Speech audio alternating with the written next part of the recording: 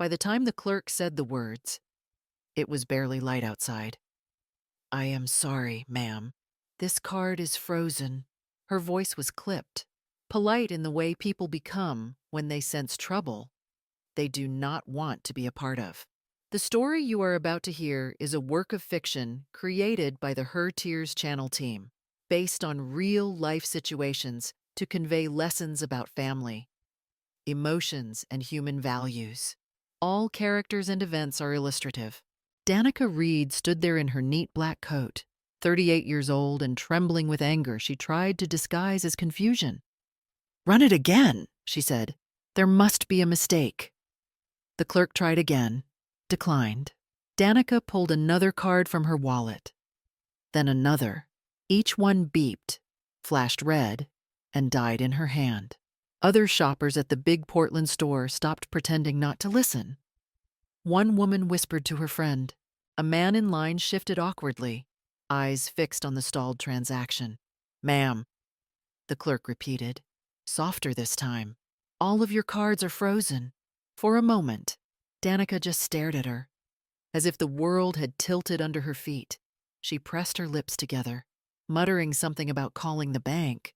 The embarrassment lit her cheeks in a shade that almost made me feel sorry for her. Almost. Across the city, in my small Selwood kitchen, my phone buzzed against the table for the third time in less than 5 minutes. I let it vibrate beneath my palm while the steam rose from my cup. My name is Inez Calloway. I turned 72 this year, and it has taken me nearly all those years to understand that silence can be its own kind of harm. Another buzz, another call from my daughter, another reminder of a life she believed I would always clean up behind her. I took a slow sip, letting the warmth settle in my chest.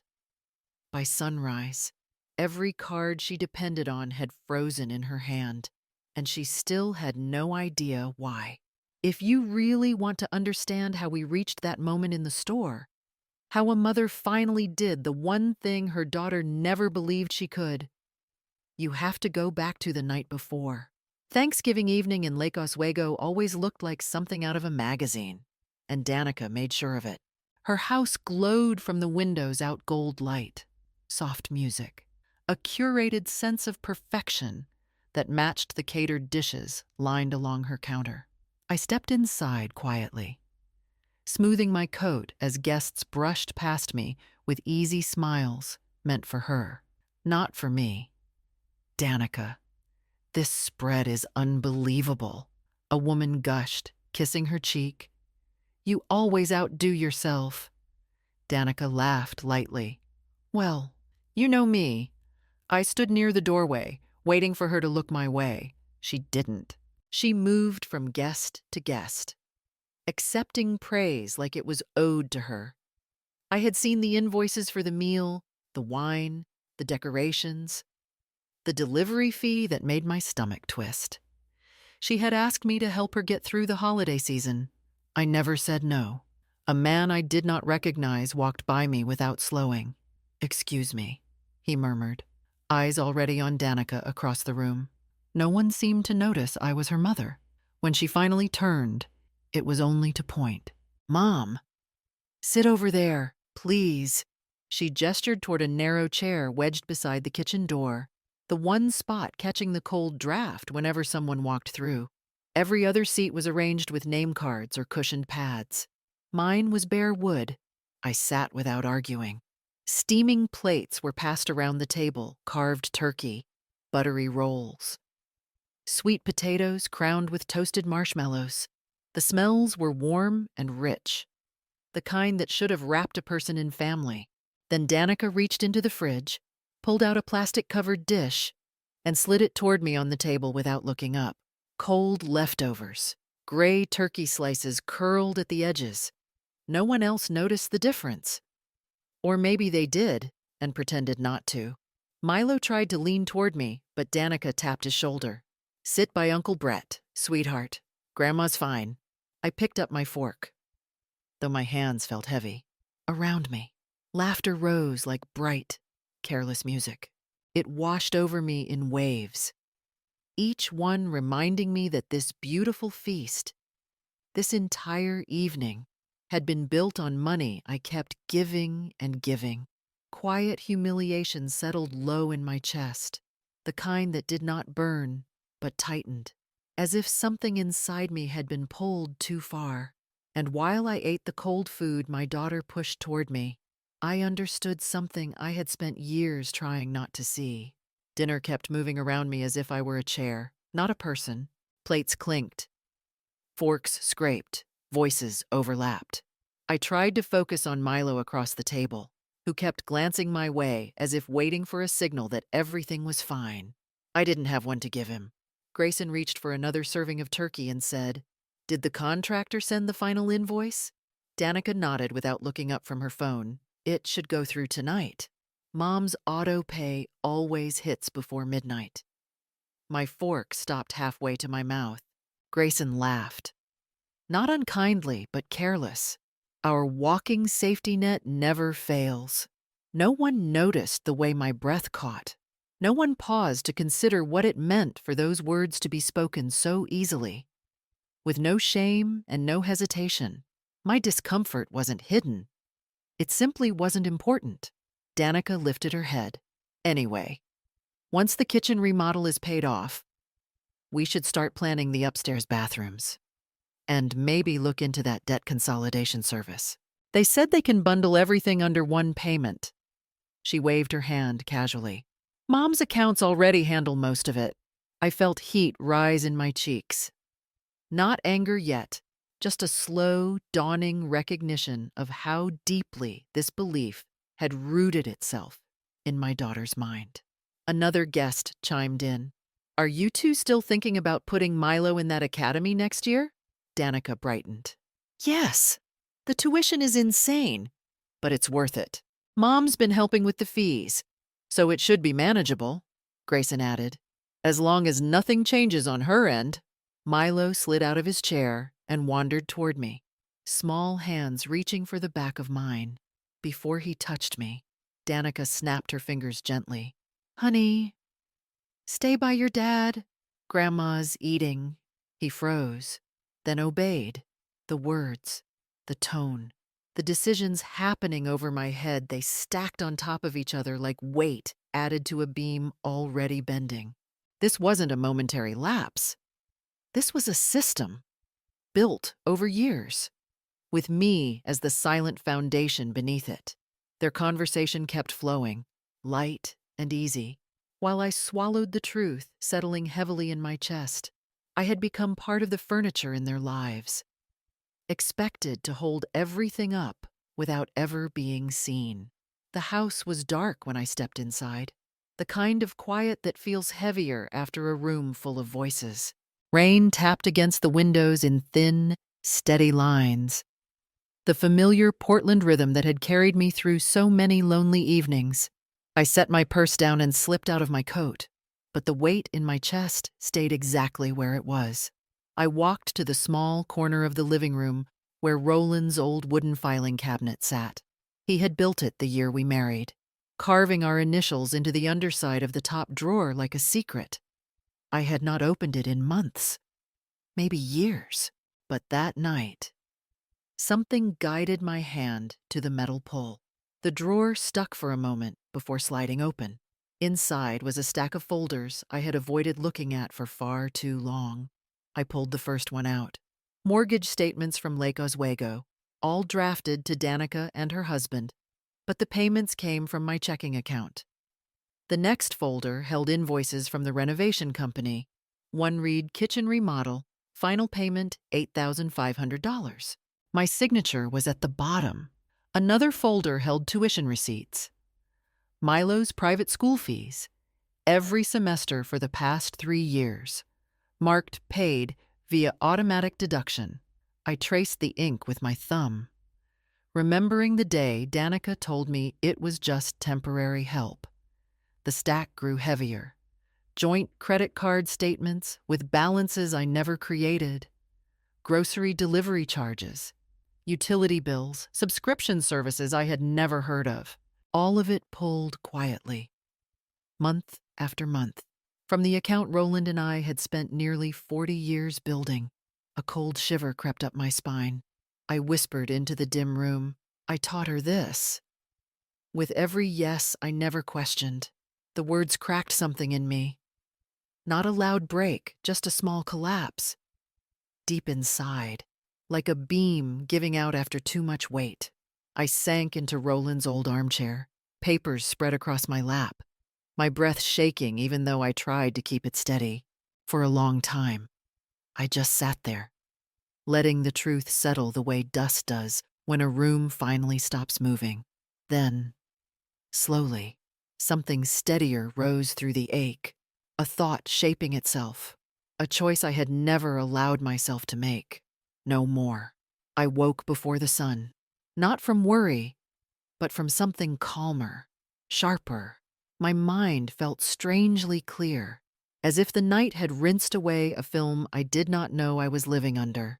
The rain had stopped, leaving the city quiet in that early hour way only Portland can be.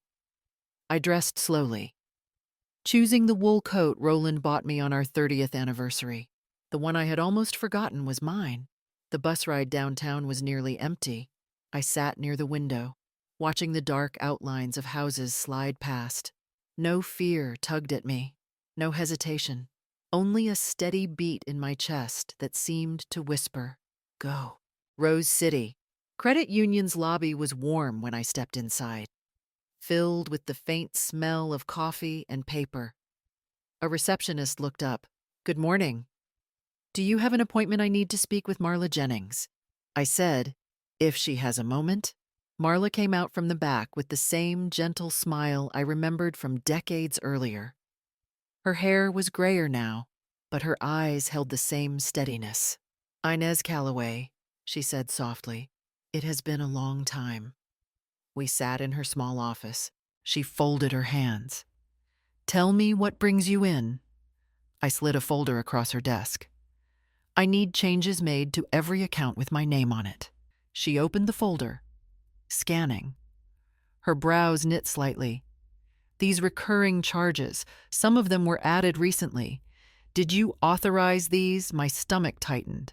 No, I did not. She tapped a finger on the page. There are new subscriptions, utility transfers, a charity donation plan, and something labeled household maintenance, all added within the last 2 months. Danica had not only depended on me, she had expanded the dependency without a single word. My voice came out steady. Freeze all joint cards. Remove my daughter as a secondary user everywhere. Stop every automatic payment tied to her home. And add fraud monitoring to every account. Marla looked at me carefully. Are you sure you want to do this? I met her eyes for the first time since I sat down. For the first time in years. I said, I am sure. She nodded and began typing, each keystroke sounding like a lock clicking shut behind me. By the time I stepped off the bus near my street, Danica had already tried calling me 4 times. I let each call fade into silence. I had no interest in hearing her panic before she understood its source. Across town, her morning unraveled one piece at a time. Run it again, she told the clerk at the store, her voice cracking. There is money in that account. The clerk tried, shoulders stiffening. It is still declined, ma'am. I can try a different terminal. Danica yanked another card from her wallet, then another. Each one failed with a single sharp beep that carried farther than it should have.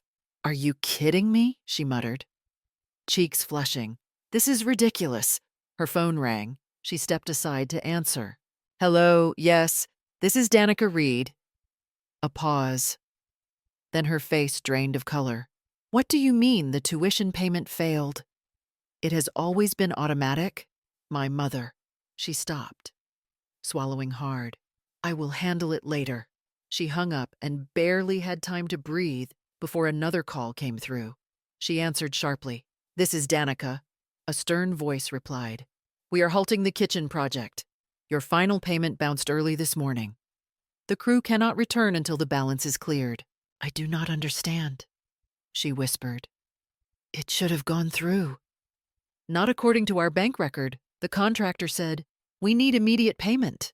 Her throat clicked as she tried to respond. Another call came in, this time from the bank itself. Mrs.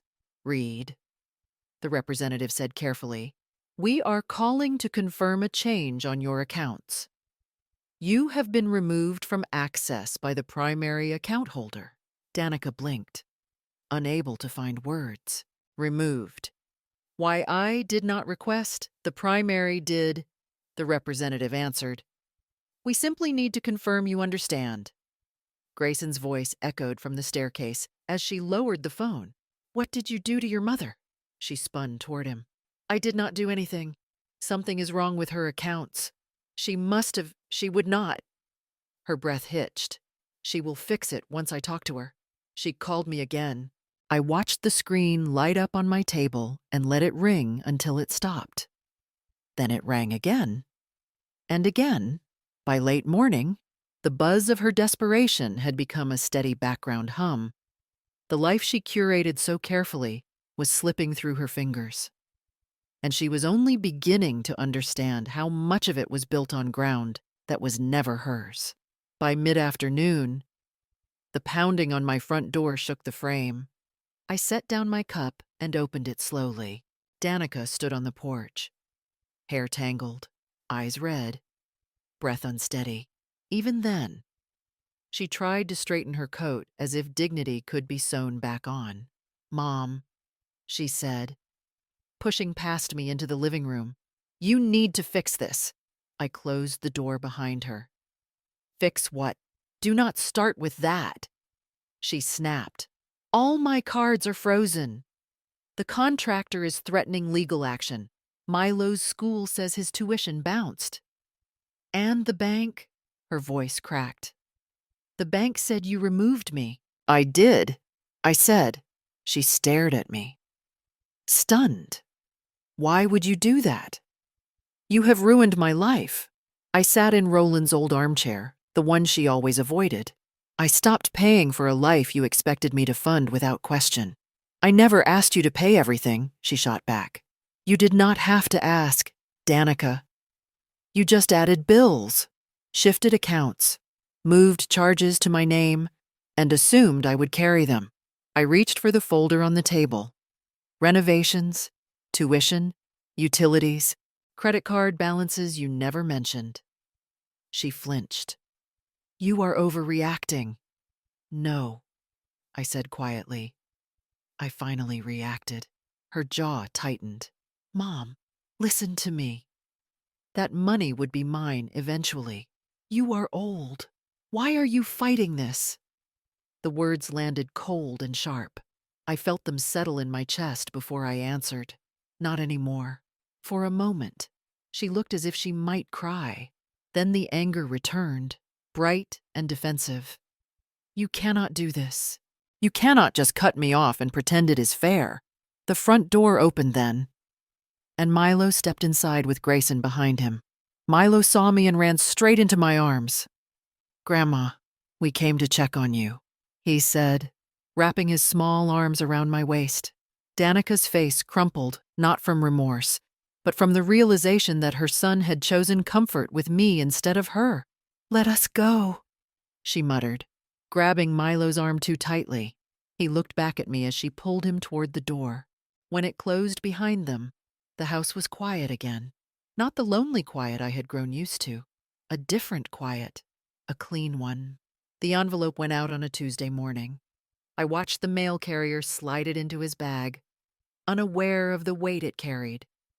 By the next afternoon, I knew Danica had opened it, because my phone lit up with her name before the clock even struck 2. I did not answer. Instead, I sat at the kitchen table with the window cracked open just enough to hear the Portland rain hitting the gutters. It fell in steady sheets, the kind of rain that makes the whole city feel like it is exhaling. My phone buzzed again and again. The first voicemail came through a moment later. Danica's voice was sharp. Mom, what is this? Why did I get a notice saying I have been removed as beneficiary? Call me back. A second message followed quickly. You reassign the debts. You cannot do that. Some of those balances are thousands of dollars. This has to be a mistake. A third message cracked completely. You revoked the joint accounts, the credit line. Everything, Mom. Answer me. I folded my hands in my lap and kept listening. Inside the envelope she received had been 3 documents. The first listed every account where her name had been removed: checking, savings, retirement, emergency, all of it. The second confirmed the legal reassignment of debts she had slipped under my name without my consent. The third revoked access to every tool she once used freely: online banking, card replacement privileges, automatic transfers, even the small holiday account I had kept quietly for years. But the fourth document, that was the one she never expected, a notarized statement confirming I had transferred my entire estate into a trust for Milo, and only Milo. Not a single asset. Not the Selwood home. Not the modest savings Roland and I built over 4 decades would ever pass to her. My phone rang again. "What did you do?" she screamed the moment the voicemail began recording. "You cannot cut me out of everything. You cannot leave everything to a child. You cannot do this to me." I muted the notifications. The rain deepened, drumming against the glass in slow, heavy rhythms. I let the sound settle inside me, smoothing out the last trembling edges of doubt. For the first time in years, I felt the quiet of my own home without guilt pressing against it. I had taken back my name. I had taken back my life, and I was not giving either one up again. The days that followed settled into a rhythm Danica had never imagined for herself.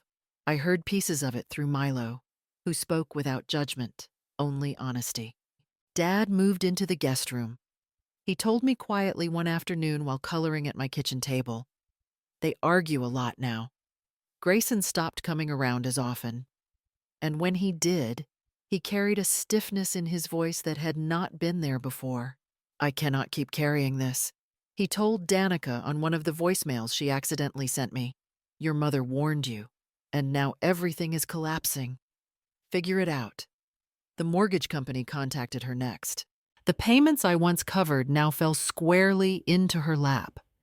She tried negotiating, but they reminded her politely, firmly, that responsibility belonged to the homeowner, not the mother she had drained dry. A week after that, the renovation company taped a notice to her door demanding immediate resolution. The half-finished kitchen sat untouched, cabinets stacked in unusable piles. Her curated life had cracked open, and she was standing in the center of the wreckage. Milo began asking to stay with me more. "It's calmer here," he said, leaning into my side while we watched the rain. "Mom is always upset." I held him close, grateful he still found safety in my presence. None of this was his fault, and I guarded that truth fiercely. Walking through my little Selwood home, I felt a steadiness growing in me. Not joy at Danica's hardship, not triumph, just a clean, honest quiet I had not felt in years. I could breathe inside my own walls again. I no longer lived half my life in someone else's shadow. People say revenge is wrong, but setting boundaries is only revenge to the ones who were living off your silence. What I did was not punishment. It was a correction, a return to myself after losing pieces of who I was for far too long. And if my story reminded you of your own, remember, dignity is not something someone hands back to you. You reclaim it one decision at a time. If you want more stories like this, tap like, leave a comment, or subscribe so you never miss the next chapter of a life still learning how to stand. If you were in my place, how far would you have gone to finally be seen?